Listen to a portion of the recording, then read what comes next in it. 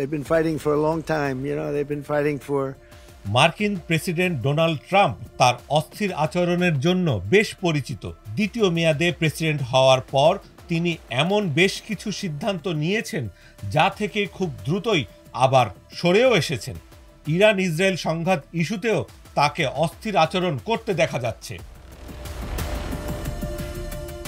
Israel ইরানে হামলা শুরুর একদিন আগেই ডোনাল্ড ট্রাম্প বলেছিলেন ওমানে অনুষ্ঠেয় তেহরান ওয়াশিংটন পরমাণু চুক্তি আলোচনা ভেস্তে যেতে পারে, এমন কোনো কাজ নেতানিয়াহু করবেন না বলেই তার বিশ্বাস।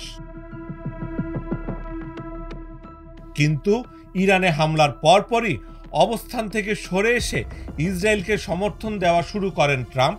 এমনকি ইরানের সর্বোচ্চ নেতা আয়াতুল্লাহ আলী খামেনিকে হত্যার সক্ষমতার কথা জোর দিয়ে বলেন তিনি।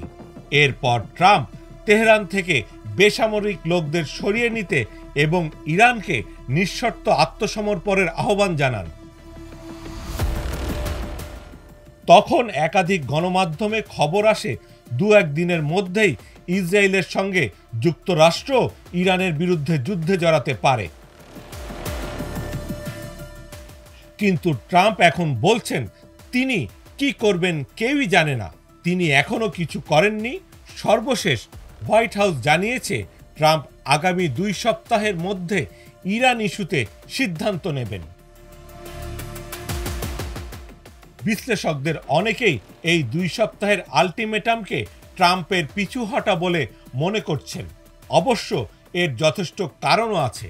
ট্রাম্প শিবিরের বেশিরভাগ নেতাই ইসরায়েলের হয়ে ইরানের বিপক্ষে মধ্যপ্রাচ্যে আরেকটি যুদ্ধে জড়িয়ে পড়ার বিপক্ষে।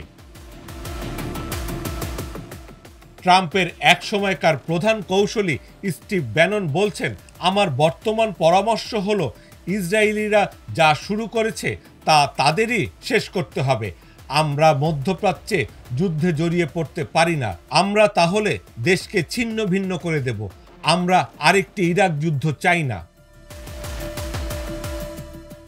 মার্কিন কংগ্রেসের অনেক আইন প্রণেতাও চান না ট্রাম্পের নেতৃত্বে যুক্তরাষ্ট্র ইরানে যুদ্ধে জড়িয়ে পড়ুক। সিনেটর বার্নি স্যান্ডার্স ট্রাম্পকে যুদ্ধে না জড়ানোর আহ্বান জানিয়েছেন। ভার্জিনিয়ার Democrat senator Tim Kaine Trump যেন কংগ্রেসের অনুমতি ছাড়া যুদ্ধ ঘোষণা করতে না পারেন সেই লক্ষ্যে একটি প্রস্তাব উত্থাপন করেছেন। এছাড়া সাম্প্রতিক একাধিক জরিপে উঠে এসেছে 60% বেশি মার্কিনই ইরান ইসরায়েল যুদ্ধে যুক্তরাষ্ট্রের জড়ানোর বিপক্ষে।